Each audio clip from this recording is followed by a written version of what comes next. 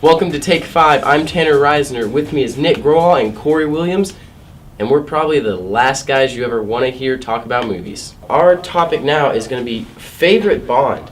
As you know, Generation Y, we knew Pierce Brosnan as our main James Bond, and to be fair, I don't hate Pierce Brosnan by any means. In video games and the movies, that's what we grew up with, and that's what I associated with Bond.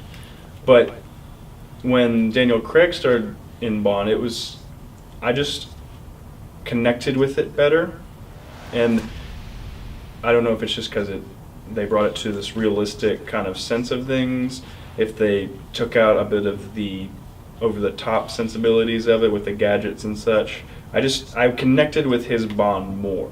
The past Bonds, they were the debonair suave ones, and maybe Daniel Craig doesn't have quite as much of that as they do. But I will say that Daniel Craig, I believe, can kill me. The other Bonds, not so much. Okay, and there's where I have a problem. Okay. I don't understand how you don't think Pierce Brosnan could kill you. Because he's, he has, it's the debonair thing, he's got it, and, yes, there is action, and yes, he does fight sequences and things like that. Right. But I don't see him, pulling a Christian Bale and training in jiu-jitsu or something all the time. Where I see Daniel Craig, and he is muscled up beyond about as far as you can go without looking like a muscle builder. The visceral sense of the film itself and the fight sequences leads me to believe, I'm like, I don't want to be alone with this guy. I don't think that's truthfully as scary to me as Pierce Brosnan's Bond, who is super suave, super debonair, that you may not see, like you were saying, you may not see. If I'm in a room with this guy, I don't want to be, because he's gonna kill me. You know what I mean? But in a sense, he could, but he doesn't show it. He hides that, and I think that to me is more. But I've never seen that side of Pierce Brosnan come out as James Bond, where he, he's smooth the debonair and then he shoots you, and I don't get that sense of like, this guy's crazy. Right. So, and I understand the not realistic thing, which is because it's a different era, it's a different style of, and because even from the original James Bond up until the 90s, there was that sense of a bit more over the top, a bit more the gadgets, and there was a little more focus on those things. And these new Bonds, they're not like the old Bonds, and maybe that's why I was not raised on James Bond. I did watch the Pierce Brosnans growing up, but these were the first time when I became more aware of what I was watching and things of that nature. So I believe those are the reasons I connect with that Bond. Okay, makes sense. Wrong and wrong. Okay, tell us. All right.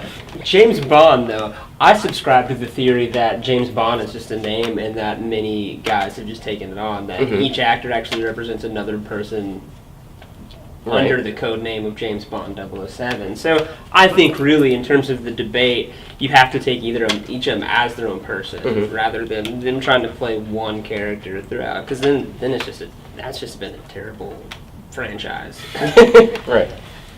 And in the theory of what Bond could kill, Timothy Dalton can kill anyone. All right, so Timothy Dalton is the most dangerous of the Bonds. I will agree with that. Timothy Dalton could kill Daniel Craig and Sean Connery in a handicap fight, as far as I'm concerned. But my favorite Bond is Roger Moore.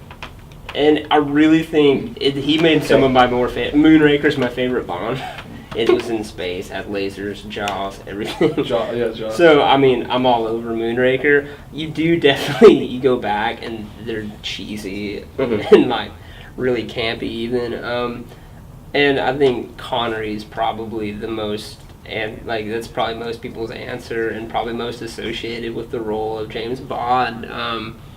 But and I think my decision outside of Roger Moore, even from him being in most of my favorite Bond movies, also just the history of the film franchise itself, as Sean Connery was kind of a jerk, and literally got too hard to work with and things like that. And Roger Moore took the role, and then I know that they got to a point where they both made a James Bond movie around the same time. Yeah, almost had two different, we both own it. And so they were like, well, we're going to make a Roger Moore and a Sean Connery one. And I think Roger Moore just was way more respectful with the character than Sean Connery was, and I always liked that about Roger Moore. And Moonraker is better than GoldenEye and Skyfall. Good.